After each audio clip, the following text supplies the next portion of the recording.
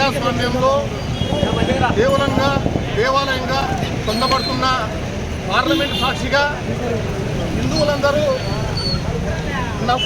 హిందువులు చెప్పిన పదాలు ఏమంటే నఫరత్ నఫరత్ నఫరత్ అంటే ద్వేషించేవారు ద్వేషులు, హింస హింస హింస అంటే హింసను చేసేవారు హింసను చేసేవారు, అసత్ అసత్ అసత్ అంటే అబద్ధాలు ఆడేవాళ్ళని హిందూ సమాజాన్ని అందరినీ భారతదేశంలో హిందువులుగా ఉన్న వాళ్ళందరి చేత ఓట్లు వేయించుకొని హిందువులని ఇంత దారుణంగా రాహుల్ గాంధీ అవమానించినాడు అంటే ఇదే రాహుల్ గాంధీ ఎలక్షన్ ముందు జెండాలు వేసుకొని గోపురాలు తిరుగుతూ పొట్టు పెట్టుకొని నేను అరవీర భయంకర హిందువులని చెప్పిన ఇదే రాహుల్ గాంధీ హిందూ సమాజాన్ని అవమానించడం ఇది అత్యంత హేయం, అత్యంత దారుణం.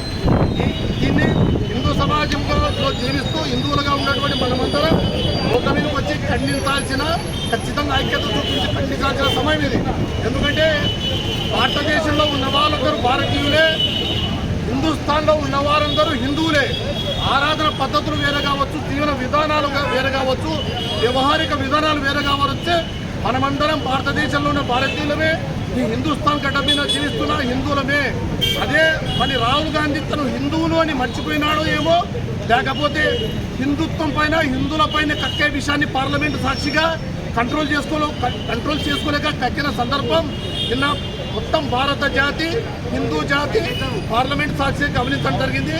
దీనిపై రాహుల్ గాంధీ బహిరంగంగా హిందూ సమాజానికి క్షమాపణ చెప్పాలి.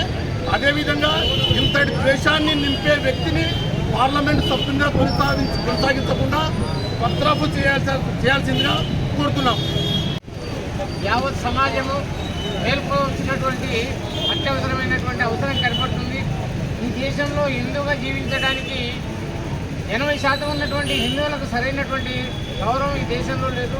మరి ఈ దేశ ఓట్లతో అవసరమైనటువంటి ప్రతి ఒక్కరు కూడా గద్దెనెక్కుతున్నారు, కానీ హిందువులకు సరైనటువంటి గౌరవం ఇవ్వటం లేదు. మరి అలాంటి వారిని గుర్తించి మనము హిందువులమంతా ఒక తాటి మీద నిలబడి హిందూ సమాజానికి ఎవరైతే మేలు చేస్తారో, హిందూ ధర్మానికి ఎవరైతే మేలు చేస్తారో అటువంటి వ్యక్తులను మనం గెలిపించి పార్లమెంటులో కానీ అసెంబ్లీలో కానీ కూర్చోబెట్టాల్సినటువంటి అవసరం ఉంది.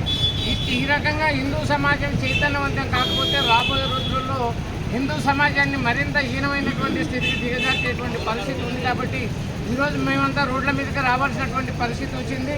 కాబట్టి రాహుల్ గాంధీ గారు చేసినటువంటి ప్రసంగం ఏదైతే ఉందో చాలా హేయంగా కనపడుతుంది, చాలా జుగుప్సాకరంగా, చాలా దిగజారుడుతనంగా కనపడుతుంది. ఎందుకంటే ఈ దేశం హిందూ దేశంలో హిందువుల గురించి మాట్లాడటం మరి చాలా దారుణమైనటువంటి విషయం. కాబట్టి దీనికి తప్పకుండా ఆయన అందరికీ కూడా యావత్ హిందూ సమాజానికి క్షమాపణ చెప్పవలసిన అవసరం ఉంది. మేమందరం కూడా రాష్ట్ర వ్యాప్తంగా, దేశవ్యాప్తంగా యావత్ ఉండేటువంటి హిందువుల యొక్క డిమాండ్ ఇది. కాబట్టి వారు తప్పకుండా మాకు క్షమాపణ చెప్పి తీరవలసిందిగా మేమంతా విజ్ఞప్తి చేస్తున్నాం. జై శ్రీరామ్, జై శ్రీరామ్, జై శ్రీరామ్.